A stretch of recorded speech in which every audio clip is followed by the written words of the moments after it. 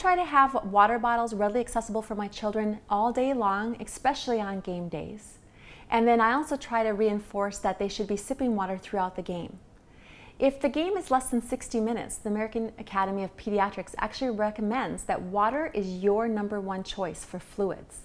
Now, if it's a hot and humid day, or they're playing much longer than 60 minutes, it is important to replace some of those electrolytes that get lost in the sweat. You can do that in a variety of ways, and I'm going to show you a couple examples today. So where do we begin to make our own sports drinks? There's numerous recipes online that you can choose from. The key ingredients that you're looking for, of course, #1 is water.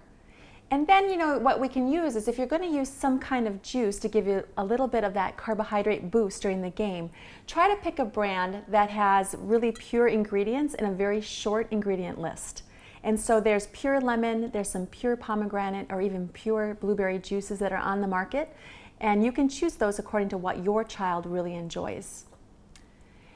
The other key components are going to be the sea salt. So what we're trying to do here is we're replacing the salt that you're losing during the sweat. And then you can sweeten it with some natural sweeteners. You can choose to use either honey or maple syrup. And personally, I love the power of plants.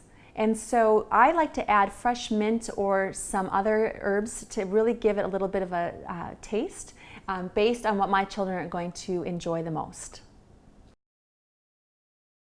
There's several studies that have come out recently that there are alternatives to some of the commercially prepared sports drinks. And some are using some pure coconut water. This may not have quite the sodium content that you need, but you could certainly pair this with a few pretzels or some other kind of cracker that has a little bit of salt and meet your hydration and your electrolyte needs just fine. Otherwise, what they've been testing also with some of the runners is they're looking at how raisins actually compare to energy chews. And they found that compared to those consuming energy chews, raisins, or just plain water, the energy chews and the raisins performed the same. They actually had a good outcome and they did not differ. So you can certainly use a whole food source of quick acting carbohydrate to help you power through some of that race or on the field during the game. And then also another option, if you're looking to kind of replace some of the electrolytes, banana is so easy. It's a good source of potassium. It will help replace some of those electrolytes that you may lose while you sweat in the extended game. And so you can certainly use this as well.